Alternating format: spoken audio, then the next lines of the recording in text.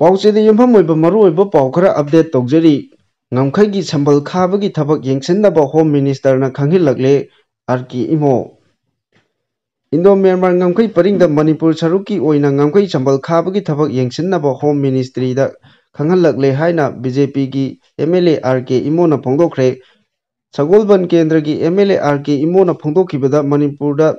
मणिपुर गा ताइनबा Indo Myanmar ngमखै की kilometre 294 सांगबा सरुकी संबल खाबगी थबक येंगसिननबा मसीगी सर्वे अमदी alignment की थबक थोजिनबा यूनियन होम मिनिस्ट्री ना खंगहलकले मथकी वाफम असे हदक पांथोकिबा असेंबली की मिफमदा चीफ मिनिस्टर नोंथोंबम बिरेन हाउस दा खंगनबा लैख्रे सेंट्रल गवर्नमेंट ना इलीगल इमिग्रेंट सिंग मसक खंगदोकनबा थबक पाइखटपगा लोइनाना हाना लेबाक अनी की ngमखै परिंगदा चटनरंबा free movement regime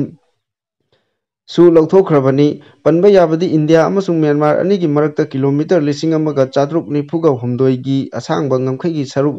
पुल्लिबनी मसीगी मनुंगदा Arunachal Pradesh दा किलोमीटर 510 नागालैंड दा किलोमीटर 215 मणिपुर दा 339 अमदी मिजोरम दा किलोमीटर 510 ने इंडिया म्यांमार दगी आइन कायना मितोपसिंग चंगसिलकपा थिंगनबा पांदमदा ngमखै संबल खाबगी थबक चथरकपनी नागालैंड की सिविल सोसाइटी ऑर्गेनाइजेशन सिंगना म्यांमार दगी आइन कायना चंगसिलकपा इलीगल इमिग्रेंट सिंग मरमदा हलनबिनबा union home minister Amit Shah दा तक्सिनबा लैख्रबनी united Naga council UNC Naga women union all Naga student association Manipur अंसम अमसुंग Naga people's movement for human rights ना होम मिनिस्टर दा पिसिनखिबा मेमोरेंडम अदुदा इंडो म्यांमार ngमखै परिंगी मणिपुर की कामजोंग डिस्ट्रिक्ट की सरुक ngak सोट सेलिबा असम राइफल लौथोकनबसु तक्सिनखिबनी सीएसओ सिंग असिना फोंदोखिबदा कामजोंग डिस्ट्रिक्ट आइन कायना म्यांमार दगी मितोप 5,983 रोम चंगचिलक्तुना तांखुल की खुलसिंगदा लैसिले मकोइना तांखुल खुंजासिंगदगी मसिंग हेलक्तुना हिंसा की थौंग कया चथरे हाइबदी नेटिव कस्टमरी प्रोटेक्शन दा अपनबा अयेतपा पीरे हाइनसु फोंदोखि मखा तारकपा पावदा लेंगाक अमा पालबदी थौना लैना लॉ एंड ऑर्डर मपुंग फाना कंट्रोल तौ ओक्रम इबोबी पॉलिटिकल की खुदोंचाबा येंगदुना डिस्ट्रिक्ट अनौबा सेमखिबनी हाइबा वाफम युमफम यावदबनी लेंगाक अमा पालबदी थौना लैना लॉ एंड ऑर्डर मपुंग फाना कंट्रोल तौ प्राइम मिनिस्टर यामना उननिंगबगी वाफम नते मणिपुर कंदबा यादे खंदुना मियामगी इंटरेस्ट वारेप लौसी हाइखिबनी हाइना हानगी चीफ मिनिस्टर ओक्रम इबोबीना फोंदोखरे वाफम मसी मणिपुर प्रदेश कांग्रेस कमिटी एमपीसीसी ना सिंधुना बीटी रोड लेबा कांग्रेस भवन दंगासी पांथोकिबा 153 सुबा पेट्रोइस डे ऑब्जर्वेशन 2024 की थौरमदा फोंदोखिबनी अथौबसिंगी मफमदा हुयन लालोंगना ओपनिंग ट्रिब्यूट पीदुना वीर टिकेंद्रजीत की मितम अमदी थंगाल जेनरल की अयेकपा ममीसिंगदा लैकतुना इकाई खुमनबा उटपगा लोइनाना पांथोकिबा थौरम अदुदा सीडब्ल्यूसी की member Gaikhangam deputy CLP leader K Ranjit MLA TH Lokeshwar यावना पार्टी असिगी तोगान तोगानबा मियोय कयासु सरुक याखी थौरम अदुदा सरुक यारदुना पौमिसिंगदा सीएलपी लीडर ओक्रम इबोबीना हाई मणिपुर की अपुनबा सक्तम कायबा यारोय हाइदुना ममा लेबाकी दमकता नोकना थवाई फावबा थाखिबा अतौबसिंगी मफमदा इकाई खुमनबा उतुना ngasiगी थौरम असि सरुक याबनी अथौबसिंग असिना पिरंबा वाखलोनसिंग चिंग तम अनिमकी मियामना लौसिनदुना अखोय कुदिमक मणिपुरीनी हाइबा खक कावरोइसी हाइखि महांगना मखाताना हाई लॉ एंड ऑर्डर हाइबसी स्टेट सब्जेक्टनी अदुबु स्टेट असिदा पालिबा लेंगाक असिना लॉ एंड ऑर्डर मपुंग फाना कंट्रोल तौदुना तंगदु लेताबा हंजिलकनबा होनबा ngamdre स्टेट असिदा थोकलिबा इरांग असिना मरम ओइरगा अमा नत्रगा अमादा ताइसिनदुना लैरे पॉलिटिकल की खुदोंचाबा लौनबगी दमक अनौबा डिस्ट्रिक्ट सिंग सेमखिबनी हाइबा वाफम असिमक युमफम यावदबनी मियामगी खुदोंचानबा येंगदुना डिस्ट्रिक्ट अनौबा सेमखिबनी पॉलिटिकल कन्वीनेंट की नते मतमदु लेंगाकना डिस्ट्रिक्ट सिंगी बाउंडरी एडजस्टमेंट की कमिटी सेमनबा कैबिनेट ना वारे फावबा लौखिबनी महांगना मखा तारदुना मणिपुर ngasiदी सेक्टर खुदिमक्ता कोलाप्स ओइरे पोचै की ममल का हेनबता नतना स्टेट असिगी सेनमिटलोंदा फिबम सोलकपना मियाम खम थेंगना वारे मसिना अखोय मसेल हुन्नबा हाइबसी मियामना खारे पेले हाइरमगनी Lengak ama palabadi thongna leina law and order mapung phana control tau Manipur da law and order mapung phana fail oire constitutional machinery pumba collapse oire haina Supreme Court na thamlakiba wafam adu mana pirakkiba natte haibasi khangminasi haiki loinana Prime Minister unanaba warep assembly da loba haibasi ijat sokpa wafamni haibasi chahi 15 henna miyamgi seba tawduna lakpa mioi ama oina chapchana khangi PM unabada opposition na yamna yawning lubagi wafam nate Manipur kandaba yade khanduna miyamgi interest da warep loksi haikibani PM unadrabasu yai hairagadi lengak asina chapchana law and order control tawduna tangdu leitaba puraktuna lanjennaribasing masa masagi yumda hanjil halu hainasu Ibobina phongdokhi Maka tarakpa pauda Manipur thukaina ba honaragliba sing aikhoigi ipaipu singi thongna adu ningsingduna amutta oina thengnaba changi RK Megan Manipur thukaina ba honaragliba external forcing laiwai kharaba aikhoigi ipaipu singi thongna amadi mareibaki damak thawai thaba pamudaba wakhan adu ningsingduna miyam amutta thengnaba changi haina UNLF ki hanagi chairman RK Megan na phongdokre wafam asi ngasi Youth Welfare Organization thokjom laikai sinduna Patriots Day gi thoramda phongdokibani thoramgi manung channa athauba singi mafamda leisu katuna ikai khumnaba utpaga loinana ya school da leiba hicham yacham pata leiba bir tikendrajit ki khubamda laktuna leisu katki thoram aduga mari leinana sanayai mana hai athauba singi ningsing numit asi kumja lesing amaga chamapan humphuma dagi hauraga pan Manipur Youth League na Sinduna lakibani adubu hojikti state ki thakta pangthokpada natana laikai khul school college amadi atai mafam kayada paksana pangthoknari pan Manipur Youth League na Patriots Day thoram pangthoklamba adu lamdam asigi naha singna mama leibak ningbagi ithil ama pinaba honabani ngasidi thoram asi pakthok chawthokna pangthoknarakpa asina lamdam asigi miyam leibak ningbagi wakhalon ama sagatpa ngamhalle Ngasigi numit asimak lamdam asigi puwari da lengdana lehauragadaba numit amani haiki thoram aduda Senior Citizen Forum President Thokchom Ibopisak Sahittya Academy Award Dr. Thokchom Ibohanbi Youth Welfare Organization ki Advisor RK Dilip United Clubs Organization Ya School ki President Chandam Surjit CYCL President Konjangbam Singkham IBSA Yumnam Laikai President Lemapukum Chauba Charuk Yaki Thoram aduda Social Scientist Dr. Dhanarbir Laisam Amadi Kabui Samiti gi Manipur President DL Kabuina Resource Person oina wangangki hairi Makha tarakpa pauda Manipuri ama oina poklabadi apunbagi saktamda singnarakpa khudingmak thengnabagi thongna leigadabani amuko Manipuri ama oina poklabadi mareibak nungsiba amadi punna hingminabagi wakhalon chenbaga loinana apunbagi saktamda singnarakpa khudingmak thengnaminabagi thongna leigadabani haina All Manipur United Club Organization amuko gi President Nando Luwangna phongdokre wafam asi amuko amadi thangmaiban United Club TUC na sinduna Cherau Chingda leiba athoba singi khubamda pangthokkiba athoba singi numit thoramda phongdokibani thoram aduda saruk yaraduna Nando Luwangna makhata na hai iramdam asigi apunbagi saktamda mapandagi changsilakpa mitopsingna naksilaba phawbada kithi kirum leirabadi mioi adu lamdam adugi athoba mapari mamom natti haina lawdaba ngamloi hairaduna athoba singi numitna lakpada makoigi mafamda chumna leisu katpana mapung pharoi makoina chalamba maribak nungsibagi liklam aduda khudung innaba honaminasi athoba bir tikendra general laikidaba matamda masaki chahi 35 rom tamak ngairi mahakna matam aduda British singi mafamda changdaramlabadi mahaki punsi nungai yaifana hinglamba yai adubu tungi mirolna ikai phirup khumnaduna hingadobagi saruk thawai thabana hena phai haibagi wakhalonda thawaina pontha pikibani Thawaidagi irei pakna hena lui haiba laiwai kharba ipa ipu singi wakalon singasi mirolna ikai khumnaba utuna makoigi khongul leminasi haiki thoram aduda bir tikendrajit thangal general pauna brajarbasi amadi hijan irabat ki mitamda laisu katuna ikai khumnaba utkhi hairi makha tarakpa pauda amata oibagi wakalon sagatminaduna Manipur ngamkhaida singnarakpa pumnamak punna thengnaminasi MP Bimol apunba jiribam 13 August Patriots Day Observation Committee na Lala Rural College ka khusamnaraga ngasi chamaga 13 suba athoba singi ningsing numit thoram Lala Rural College ki auditorium da pangthokpaga loinana thoranga mari leinana miyamgi khongchat amasu Sengbin awang lekai horaga awang bir Tikendrajit ki mitam khiliba BT Road fawba chatkre Lala Rural College ki auditorium da pangthokkiba thorom aduda Inner Manipur Parliamentary Constituency ki MP Dr. Angomcha Bimol akoijamna athoiba mithung oina saruk yakibaga loinana miyamna bir Tikendrajit amasung thangal general gi photo da lei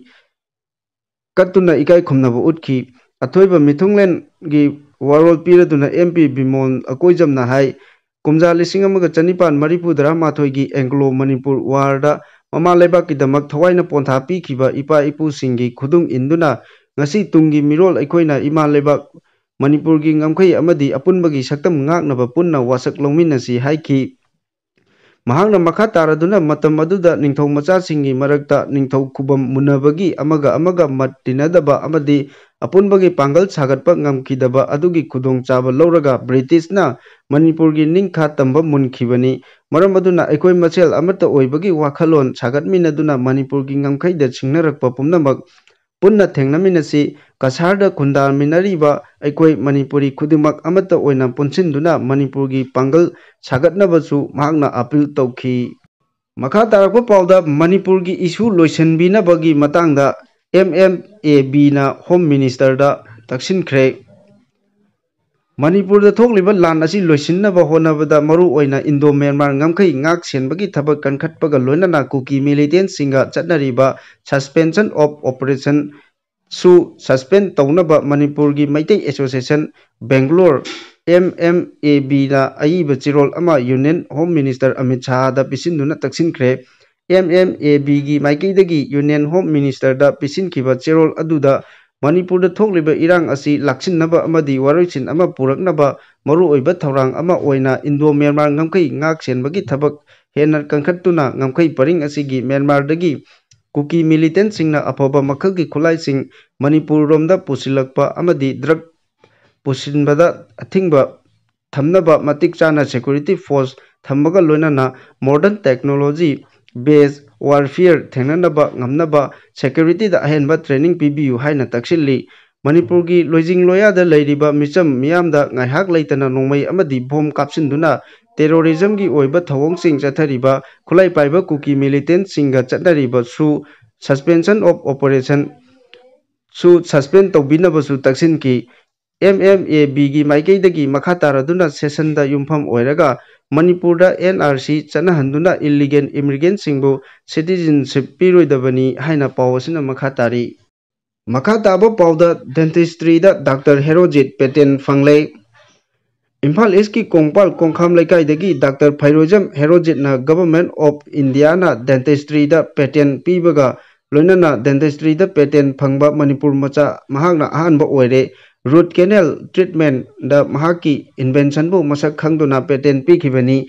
mahak Phairojam Charat amadi Phairojam Ongbi Sobita anigi machanupa ahalni mahak hauji composite hospital CRPF Guwahati Assam da chief dental surgeon rank of commandant oina thausu puri RCT asi yagi root canal gi asangba onbaga mari leinai RCT mai pakna root canal gi asangba onba haibasi yamna maru oiba clinic ta aikoina pamboi ani da root canal asangba oli madudi x-ray gi pambai amadi apex locator gi matengna onba yai adubu x-ray sinaba asina hakchangda phattaba oi aduga apex locator gi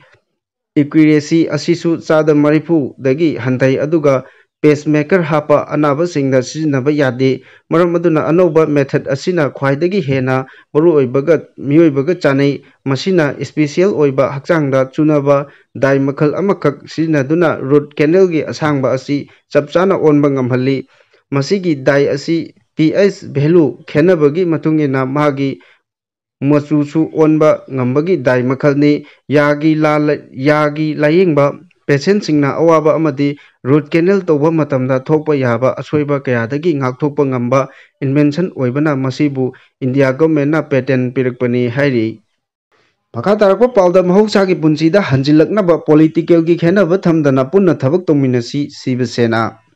Manipur da tangdu leitaba amadi mahoksagi punsida hanjilaknaba political party ki khenaba thamdana amata oina honaminasi haina Shiva Sena Manipur Pradesh ki President M Tombina phongdokre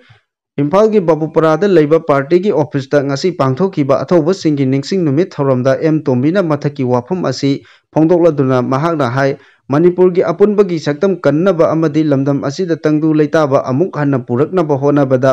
political party सिंगना politics तौनदुना लेबगी बहुता मांगदा तादुना लेरिबा issue असी लोइसिनबा पुन्ना होनमिनसी महाकना मखा तारदुना हाय महाकी माइकैदगिसु तोंगान तोंगानबा community सिंगा वारी सानदुना लमदम असिदा piece पोरकनबा होनबदा थौदांग लौगनी लोइनना ममांग चहीगी मे 3 मणिपुर थोरकिबा इरांग असिना मथंग चहीदगी मणिपुर अमंबा नुमितनी हाइना लाउथोकपगा लोइनना मणिपुर की इरांग असिदा थवाई थाख्रबा सिंगबु इकाई खुमनबा ओइना चही खुदिंगी पालन थौरम पांगथोकलगनी हाइनसु M तोम्बीना मखा ताना फोंदोकी अमरोमदा मणिपुर डेमोक्रेटिक एलायंस की को चेयरमैन ओइरंबा थौदाम मनिहारना हौकिबा अगस्त 13 मनुंग मतम चादना लैखिदबदा शिवसेना अमदी एमडीए की थौ पुरीबा लुचिंगबा सिंगना लैखिद्रबगी फोटोदा लैकत्तुना इकाई खुमनबा उट्पगा लोइनना मिनिट अमा तुमिन्ना लेप्तुना अवाबा फोंदोकी हाइरी मखा ताबा पाउदा मणिपुर की इरांग लोइसिनबा ख्वाइरामभम इल्मा कैथेल की नुपी सिंगना गवर्नर दा तक्सिनख्रे मणिपुर था 15 रोम तंगदु लेतादबा फिबम अमदा लाक्लिबा असी लोइसिनदुना महौसागी पुंसीदा हंजिलकनबा लौखटपा याबा थबक लौखटपिनबा थिंगुजम रानी देवीना लुचिंगबा ख्वाइरामभम इमा कैथेलगी नुपी मिहुट कांगबु अमना इम्फाल की राज भवनदा ngasi चतुना गवर्नर लक्ष्मण प्रसाद आचार्यगा उनदुना तक्सिनख्रे ख्वाइरामबल इमा कैथेलगी नुपी मिहुट सिंग अदुना मणिपुर था 13 हेना चथरकलिबा इरांग असिना मरम ओइरगा लमदम असिगी मियामना हिंगनबा होनबदा मायोकनारिबा खुदोंग चादबा कया सेल थुमगी फिबमदा सोक्थरकलिबा अमदी मतम सांगना रिलीफ कैम्प चंगफम लौदुना लैरिबा मियोइसिंगना मायोकनारिबा अवाबसिंगी मतंगदा मरिक चुंबो वारोल अमा मेमोरेंडम अमसु पिसिनदुना थोकलिबा इरांग असि अथुबा मतमदा लोइसिनबा होनबदा लौबा याबा थौदांग लौबिनबा गवर्नर दा तक्सिनख्रे मणिपुर थोकलिबा लान असिना मरु ओइना चिंकोंग चिंयादा लैरिबा मियाम मरु ओइना नुपी सिंगना थेंगनरिबा अवाबसिंग अमदी सुफम नोंफम खंगदना लैरिबा सिंग असिगी येंगबिदुना सेंटर अमदी स्टेट लैंगाकना लमदम असिदा थोकलिबा इरांग असिगी अथुबा वारोचिन अमा पुरक्तुना महौसागी पुंसीदा लैहनबिनबा वाफम सिंगसु पुथोक्तुना गवर्नर की पुनिंग सिंग सिनकी ख्वाइरामबन इमा कैथेलगी नुपी मिहुत सिंग अदुगी वाफम सिंग मुन्ना तारबा मतुंगदा गवर्नर लक्ष्मण प्रसाद आचार्यना मणिपुर थोकलिबा कांगलुप की इरांग असी लोइसिनबा सेंटर अमदी स्टेट लैंगाकना मुक्नरिबा फुरुप अनिगी मरक्ता वारी सानदुना तुंग कोइना चनगदबा वारोचिन अमा पुरकनबा अकनबा थबक लौखटली हाइना खंगहनखी गवर्नर मखा तारदुना मरी लैनबा एजेंसी पुमनमका अमगा अमगा मतेंग पांगनदुना लमदम असिगी मियामगी पुंसी अमदी लनथुम ngak चेनबा खंगनबा लैख्रे मरम असिना कैथेल इमा सिंगी लुचिंगबी सिंगनसु वारोइचिंग पुरकनबा लैंगाकना लौखलकलिबा थबकसिंग असिदा मतेंग पांगबियु हाइना महाकना अपील तौकी अमरोमदा IIIT सेनापति की डायरेक्टर प्रोफेसर कृष्णन भास्करना ngasi इम्फाल की राज भवनदा गवर्नर लक्ष्मण प्रसाद आचार्यगा उनदुना इंस्टीट्यूशन असिगी लौखलकलिबा तोंगान तोंगानबा थबक थौरमसिंगी मतांगदा पाउदमख्रे डायरेक्टरना इंस्टीट्यूट असिगी महिरुइसिंग पास तौबगी चांग वांगबा यावना इंस्टीट्यूशन असिगी तोंगान तोंगानबा अचीवमेंट सिंगसु खंगनखी हाइरी मखा ताबा पाउदा RSS ना अथौबा सिंगी नुमित थौरम पांगथोखरे राष्ट्रीय स्वास्थ्य सेवक संघ इम्फाल नगरना 1994 की एंग्लो मणिपुर लांद थवाई थाख्रबा सिंगी मफमदा इकाई खुमनबा उठखरे नागा मपालदा लैबा सेवा भारती की बौद्धिक हॉलदा पांगथोखिबा थौरम अदुगी वरोल पीरदुना थौनावजम बोन बिहारी ना मणिपुर की पुवारीबु तांकक अहुम थोकना नैनकी चफु कायरगा क्वाकना हरावी हौजिक मतमगी मणिपुर येलोमी सिंग तोखाई तोखाई ताबगी महुदा पुन्ना पुंसिलगा इंग तप्पा चाखोटपा खुनाई अमा सेमनबगी मतम ओइरे ngasi अथौबा सिंगी नुमित असिदागी अखोई पुन्ना मणिपुर इमागी याइफनबा अमदी इंग तप्पा खुनाई अमा ओइनबा अखोई पुन्ना वासक लौमिनसी हाइखी कुमजा 1994 दा फैदाबुंगदा थंगाल जेनरल बीर टिकेंद्रजीत मियाम ममांगदा फारसी तौदुना हाटखिबा नुमित असिबु निंगसिंगबा ओइना मणिपुर अमदी मणिपुर की मपाल लमदा अथौबा सिंगी नुमित हाइना पांगथोकनरी 1994 एंग्लो मणिपुर वारदा ब्रिटिशना मणिपुर माइथीबा पीरबा मतुंग एप्रिल 19 मणिपुर की फिराल चिंथदुना मणिपुर की लैमाइदा ब्रिटिश की फिराल यूनियन जेट पाहनखी आर्मी ट्रेल कोर्टना लेपा भक्तिक्सना ꯑꯇꯣꯞꯄ ꯑꯊꯧꯕ ꯑꯍꯨꯝꯕꯨꯁꯨ ꯐꯥꯔꯁꯤ ꯇꯧꯗꯨꯅ ꯆꯩꯔꯥꯛ ꯄꯤꯈꯤ꯫